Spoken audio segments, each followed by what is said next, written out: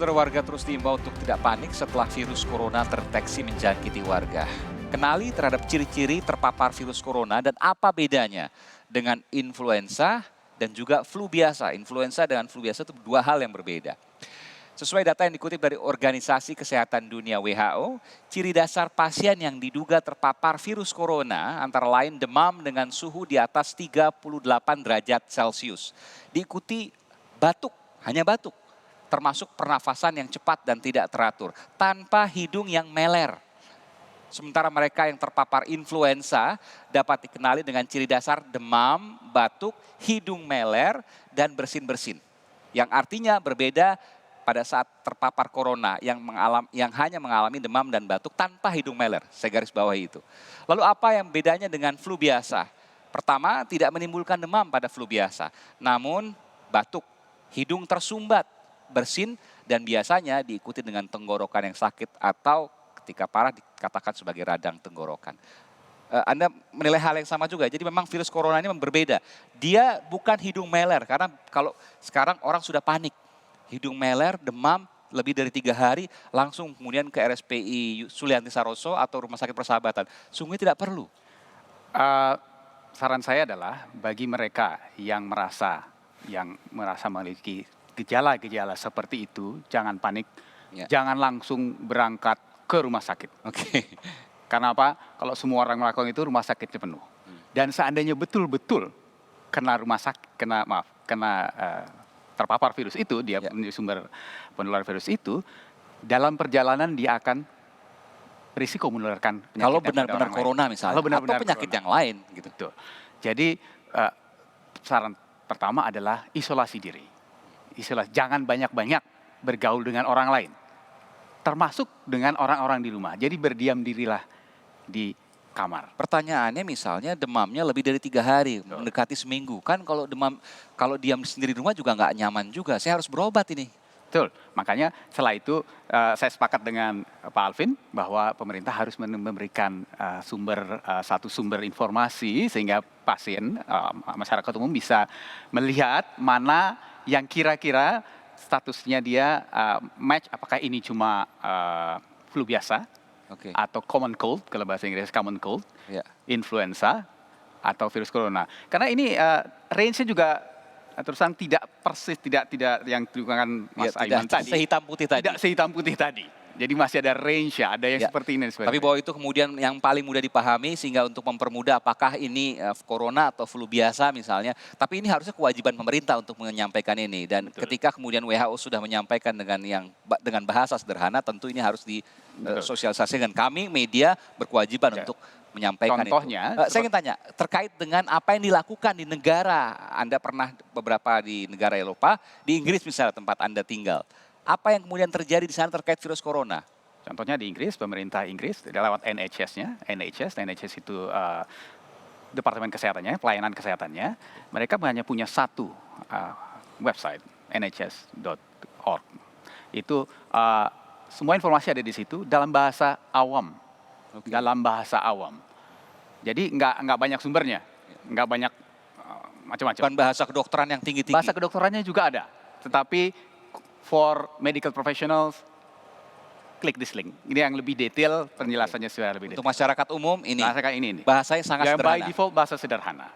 Dan ditawarkan dalam website. Kenapa? Karena orang bisa mengaksesnya, banyak orang. Kita bayangkan sajalah kira-kira pengguna internet di Indonesia ada sekian gitu. Bisa menggunakan pada saat yang sama asal servernya kuat. Telepon juga harus dicantumkan beberapa. Tapi telepon ini technically lebih sulit. Karena bayangkan kalau ada 1.000 orang yang menelpon saat bersamaan, artinya ada 1.000 operator seperti itu. Jadi apalagi zaman sekarang ya, semua penetrasi dan di situ, mobile phone dan sebagainya. Pertanyaan terkait corona ada semua. Ada. Ketika ini maka ini, ketika itu maka itu. Betul. Ada semuanya. Betul. Dan advice pertama yang dilakukan adalah do not panic, self-isolate. Jangan panik, mengisolasi diri ketika sakit. Kalau Anda merasa kemungkinan saya kena flu. Dan yang terpenting dalam isolasi diri itu ada petunjuknya dari Kementerian Kesehatan Inggris yang kemudian bisa dilihat ketika ini maka ini, ketika itu maka itu. Betul. Seperti itu. Pada saat itu kalau memang diperlukan untuk diobati, karena Gini, range perilaku itu juga macam-macam. Ada yang ringan, tadi saya sebutkan 80 sekian% itu ringan. Sekian persen berat. Yang case fatality rate-nya cuma 3% tadi, yang fatal 3%. Sebagian besar dari penderita masih bisa berlaku seperti normal, hanya mereka demam, batuk kering, dan itu tadi yang Ini disebutkan corona ya? tadi. Ya, betul. Jadi sebenarnya sebagian besar ringan. 80 sekian itu ringan, Oke, baik. flu biasa. Kecuali ada komplikasi-komplikasi tertentu. Nah, kalau yang itu bisa. Baik. Terakhir Bung Alvin, Ya. Indonesia belum punya seperti ini, Kementerian Kesehatan, satu website yang bisa membantu dan menjawab sedikit banyak pertanyaan masyarakat terkait hari ini kita, virus corona. Ya kalau ada kan hari ini tidak sampai seperti sekarang. Ya. Jadi bisa menggunakan website, Ya. website, media sosial, WhatsApp, kerjasama dengan operator seluler, plus SMS, kerjasama dengan BPJS, data BPJS ada, semua peserta BPJS itu juga ada emailnya mungkin atau alamatnya, dikirim surat, dikirim SMS, WhatsApp, sehingga masyarakat itu punya suatu sumber informasi yang kredibel, resmi, akuntabel, dan juga update. Ini diperlukan sehingga kalau ini ada hoax itu akan sulit masuk. Oke. Masyarakat bisa bertanya, bisa melaporkan, dan setiap saat diupdate terus. Edukasi-edukasi dengan bahasa-bahasa yang ringan, dengan video yang pendek, dengan infografis dan sebagainya. Ini sangat diperlukan. Masyarakat mulai dari anak-anak sampai yang lanjut usia itu diberi penjelasan tentang virus corona dan bagaimana virus corona bisa dicegah kalau terjadi apa, dan juga mortality rate itu juga rendah apabila terdeteksi dan ditangani secara benar. Nah, hal-hal seperti ini karena ketidaktahuan itu kemudian menjadi masalah. Kalau kemudian ini belum juga dilakukan, kita tidak berharap tentu ada kasus baru lagi. Tapi ketika nanti ada kasus baru lagi, apa yang terjadi, apa yang bisa dibayangkan yang berbahaya ketika ini belum dilakukan? Informasi menjadi sumber utama dari pemerintah belum ada. Ya, saya khawatir hoax ini akan terus berkembang. Ya, kita dengar dari si A, si B, kemudian kita padukan sendiri, analisis sendiri, masukkan opini sendiri, sebarkan pada orang lain, itu lebih berbahaya lagi.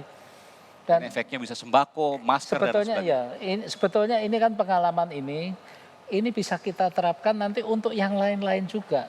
Jadi harus sigap sejak awal mengantisipasi, berikan satu sumber informasi yang akuntabel, yang kredibel, mudah dihubungi publik, menggunakan bahasa yang dipahami awam. Baik, terima kasih. Bung Alvin Lee, Komisioner Ombudsman, dan juga Bung Dono Widiatmoko, pengurus Ikatan Kesehatan Masyarakat Indonesia di bidang globalisasi kesehatan. Terima kasih sekali lagi, dan tadi juga ada Komisaris Besar Polisi Yusri Yunus, Kabid Humas Polda Metro Jaya. Terima kasih Bung Dono, Bung Alvin, dan semoga pesan dari Bung Alvin untuk pemerintah segera membentuk atau segera membuat satu kanal khusus, entah itu website, entah itu media Pusat sosial, informasi krisis. pusat informasi krisis terkait corona, agar informasi jelas kepada masyarakat, pertanyaan juga bisa masuk, dan kemudian bisa langsung dijawab secara jelas untuk menghindari hoax yang bisa berefek kemana-mana, termasuk ke sembako, pembelian yang berlebih, masker, dan lain sebagainya. Terima kasih sekali lagi, dan kami akan segera kembali, saudara.